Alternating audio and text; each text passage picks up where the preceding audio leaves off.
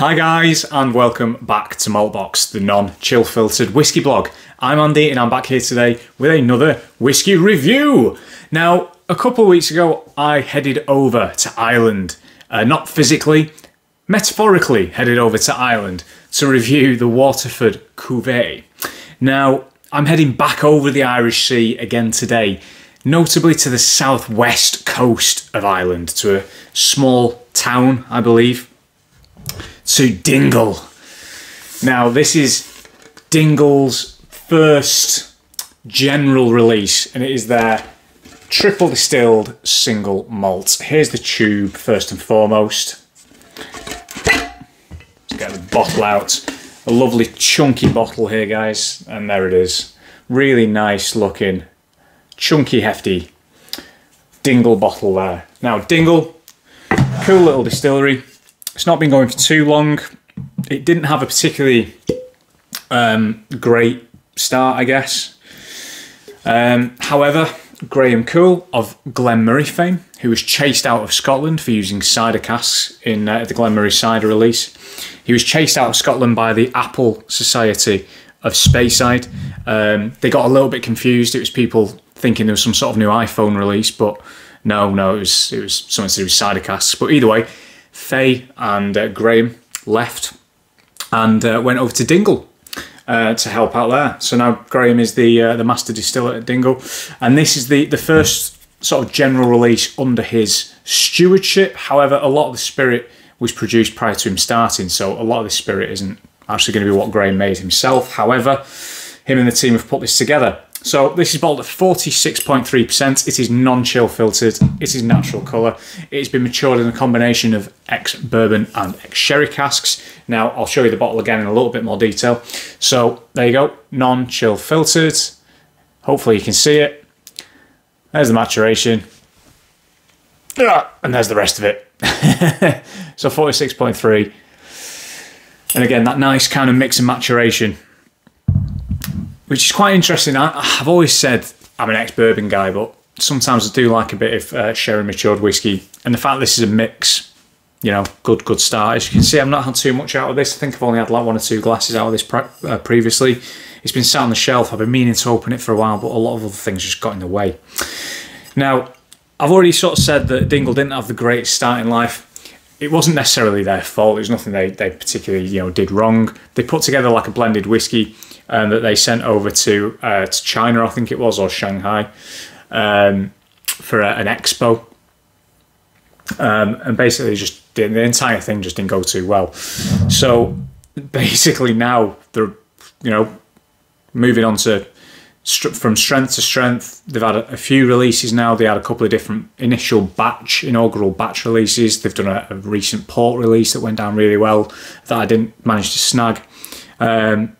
This, however, is their first widely available release. And it's great that we've got so many Irish distilleries that are coming to the fore nowadays. It really is. I've said before, I said in the Waterford review, it's going through a bit of a renaissance at the moment, Irish distillation, as is England and countries around the world. It's fantastic that the love of whiskey is kind of assisted in this bloom. I'm not going to say boom, I'm going to say bloom of new distilleries coming to the fore. And Dingle is absolutely no exception to that. Lovely kind of mid-gold colour. Again, I'm not going to take the piss because it's natural colour.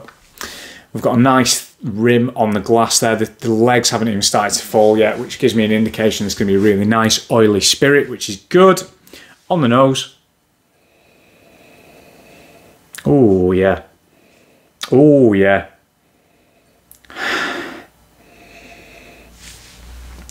That is a lovely nose already. That is lovely. Hay, nice dry hay. We've got lovely kind of like barley-led sweetness. We've got honey. We've got spice in there. We've got green fruit. Red fruit, 3 bags full fruit. A little bit of citrus in there possibly.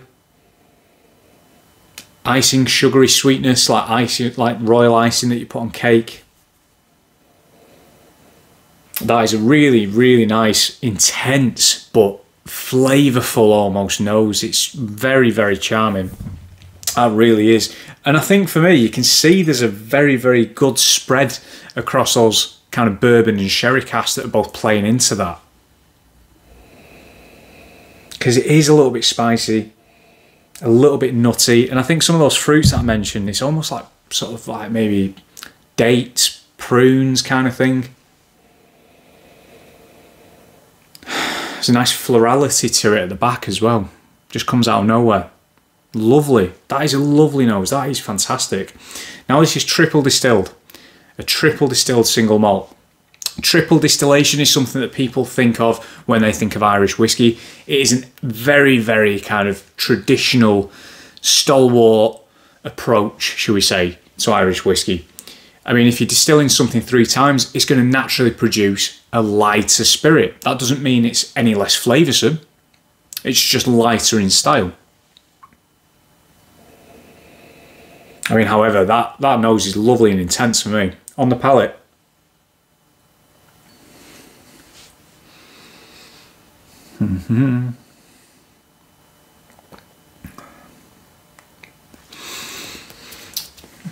that intensity carries on to the palate.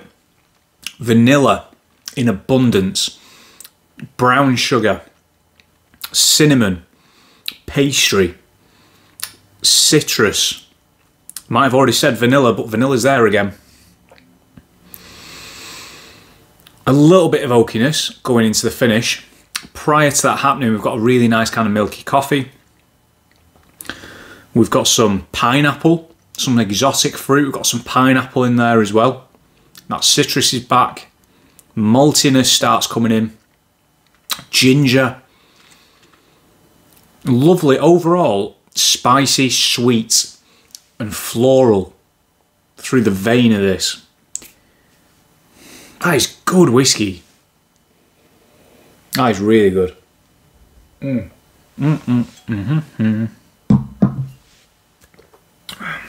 That is lovely. Really is. The finish is long. The finish is enjoyable. It's warming. Again, we've got some of those malty notes in there. We've got some maybe brandy snaps, some Biscoff biscuit. The citrus again, the vanilla. Yes, that is lovely. That is really, really nice Irish whiskey right there. Full disclosure, Irish whiskey is probably the smallest part of my collection. It's just turned out that way. I've always lent towards Scotch. A lot of English whiskey tends to be up my street flavour-wise as well. Irish whiskey, I'm not saying it's not. My attention's just always been pulled elsewhere. Only in the last sort of 5 years have you seen the amount of variety in releases coming out of Ireland from different distilleries, and that's the key, different distilleries. Previously, they were all produced at a handful. You could literally count on one hand. Less than one hand, the distilleries that were producing all this whiskey under different names. And that's kind of one of the issues that I think Irish whiskey is going through at the minute. It's kind of that traceability and that provenance. Like, where does it come from? There's whiskies that are named after towns that don't have a distillery. Whereas people that don't necessarily know too much about whiskey might be taken in by that and think, oh yeah, it's from this little town in, you know, County Clare or something. It's not. It's distilled in Cooley, or it's distilled at, you know, Bushmills in Northern Ireland, for example. Dingle is one of those new distilleries that is really sort of helping the Irish whiskey scene on, particularly with releases like this, because this is good stuff. Retails at around 45 quid from memory. I mean, it's very, very good presentation, non-chill filtered, natural colour, I believe. Matured in bourbon and sherry casks again, and bottled at 46.3%, which is a lovely strength. Just right. I don't think that needs to be any stronger. I think if it was 43, it would still have intensity to it, given the flavours. However, that is bang on the money in terms of how that has been presented. Kudos to the guys at Dingle who've put that together. So guys, I'm going to box it off now. Thank you very, very much for watching. I'm on Instagram at maltboxwhiskey. I'm also over at maltboxwhiskey.com. Thanks for watching. See you soon.